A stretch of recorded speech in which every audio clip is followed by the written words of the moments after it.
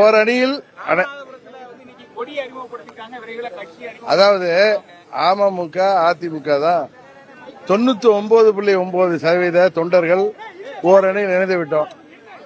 மற்றவர்கள் சுதந்திர இந்தியாவில் ஜனநாயக நாட்டில் யாருடைய விருப்பம் எது வேண்டாலும் செய்யலாம். ஆனா அம்மாவின் தொண்டர்கள்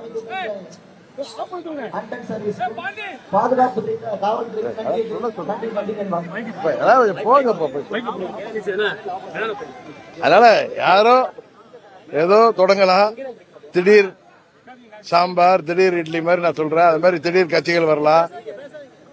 அம்மாவின் ஆட்சி அமைப்போம், அம்மாவின் கட்சியை ஒன்றிணைப்போம் என்று சொன்னவர்கள் அவர்கள் சாயம் வெளுக்கின்ற நேரம் வந்திருக்கு. இன்னும் சொல்ல போனா 35 ஆண்டுகளாக எனக்கு மாத்திரம் தெரிந்த சில நபர்களின் உண்மை சொரூபம் தமிழ்நாட்டு மக்களுக்கு தெரிய வந்து கொண்டிருக்கிறது.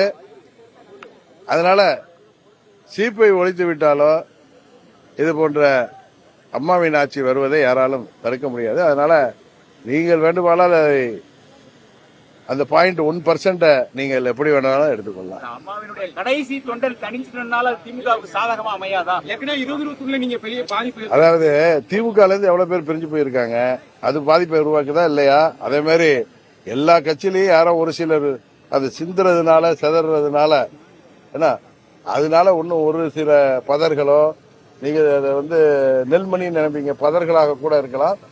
அதனால அது ஒன்றும் பெரிய இப்ப விளைச்சல் விளைச்சு சேர்த்து வச்சிருக்கிற நெல்ல காக்க குருவி எல்லாம் 1 2 கொத்திட்டு போவோம். அது சேதாரம் இல்லையான்னு கேட்கிற மாதிரி இருக்கு உங்களுடைய கேள்வி.